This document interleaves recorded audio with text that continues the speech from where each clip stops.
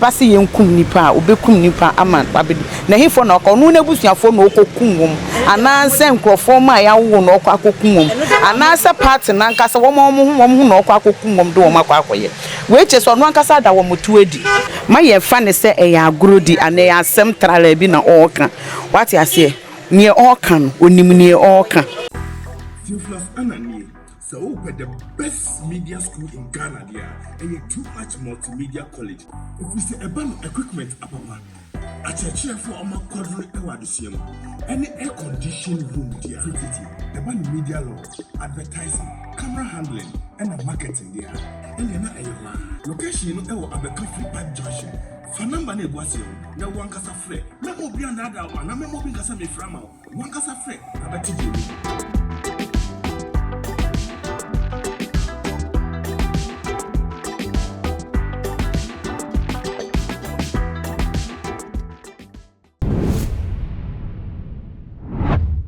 For any adofono mema obibia akwaba sonkon ede ebatuma GHS so na ebusian for ene de yame no wo ekase ede a leading member of a year Allan Kyeremanteng campaign and ye papa a year Michael Kwabena Ampon ebusian for wo de ensem bi ababa betu eye edwa nensem no emu no enam so amalgana for dodo na ekase we die entwe ye se panyi anase wo bia ye dodo na ehun wo seche se wo ye obi a wonim de na woka ensem we ewo abonten anase woka ensem we ede ato eye emabunu no etiri no na ne den na wo hwe se emabunu no wo mo enye emfa ho ebusuafo kamia kwa ye se ye afibia obia ne eye ni slogan na wode eba na nse ye ntawie hu se ye mampanyi dada eye John Dramani Mahama ede eye do or die eba ye kai 2016 abaton so na ye all die be die na se se ya me no kase de eye ye papa Michael ade ababatu eye edwa no ede abusuan esewani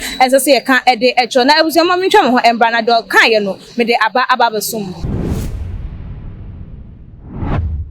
Yona ebusian for ye twayansam no eso ede anache se ensem ade ye papa Michael Kwabena Ampon ede ababetu edwa no wo chema was saying if we have to kill people to make sure that Allan Kyeremanteng becomes the leader of this party, we shall not hesitate to do so. Allan must lead this party so that we can also enjoy. Na ebusian nensem ache se wo de ababetu eye abontino eno no a wo kasa ni nyina no na je se enemies eye within and a threaten womo ekase even say eba ne say womo enku eye such people say ne ebe ya betimi anamsom na eye Allan Kyeremanteng ebe the flag bearer ede ama eye NPP amanyoko na womo ebe na abusuafo ensen we enti mababa bepiemu ewo eye memame eye mareta akache amene no ebedo ensenu mu esuko enti kame ho na ye ne no entwetwe enkom mo memi wakwaba ya nua bibia bokoje nyame adumo Mommy, ye papa ye, ababeto abonten say, if we have to kill people to make sure that Allan Kyeremanteng becomes the leader of this party, we will not hesitate to do so. Nensem, you didn't bet me a confirm. Some way there, ye bet me I can be brave. I found the baby near ye because say ye pese Allan Kyeremanteng, ebedi presidenta. Se ebasi yenkum nipa obekum nipa aman babedi na hefo na okonu na busuafo na okokum wom ananse nkrofo ma ya wo na okwa akokum wom ananse party na nkasa wom na okwa akokum wom do wom akwa akoye weche so no nkasa da wom tuadi se sebi ye de penidie no emala na chese nipekum na oba abekum what you say me mbo bi echi na me nken mo bi but se nipa no no ane ne ko ene ne ba atu ne numutuo akase se ko ba se yenkum nipa ansa na Allan na wini a ye bekum nipa dia ene ne dwumadie no mba bedi no eno anu waka no we no bibia a kire hwe na che so man na oba bebuo no ebuo ben na de bre oman no ana se nyansa ana nimdie ben na wo de ba bebuo oman no wo ba be kire se ne ekum nipa na ana be kire se ne edi ewuo na enkrofo ma na ya wowom na ya boka wom ho omna ma yachichi o makwa akokun ensembe no oka no me ni oka ne de me ne nya adwene se eye ebedu abato enkwala eyira nipakum akoso no kamia kwakoye se ne nsem yi ma yate ase se ade a eno na wo mo eno na wo mo de disa eye djuma sa pepepe no anu waka no ade a wo betumi aye na ade beji umpani de no na utumi ka what you say se wontumi nya onka ana yade a wonye bi da so a untumi meka because unni sa kokudro na yede ka sa asem no but so far sa wonya sa kokudro na de ka sa ade na kyese yade a wo beye what you say ana ade na yese game baako be wini baako be lose eti wo de ne se wo be mia wani no waye bibi amoman no ehun se yede wo betena konwa ne so a wo betumi ebu oman ni ye emfa ye nkwa ahokyirem what you say na se wo sha ase di mojansam na e ba de a me nto ma no aba be ku obi na mami wo hu ne se ebia na dodo na susu senka ye papa Mahmoud Bawumia ono na ye vice president nti ebia na nka ono na ye di ni edie e na che se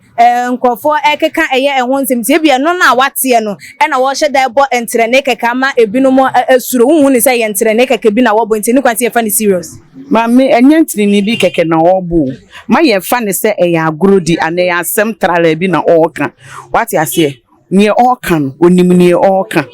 what you say onim nie oka ana onim nie besi eti na oka nie okan because onim se ebia Allan ontumi ewini na chesa Allan enwini na yete na yakumu bi wa ha ochena yakumu bi wa ha dia ye de be hye no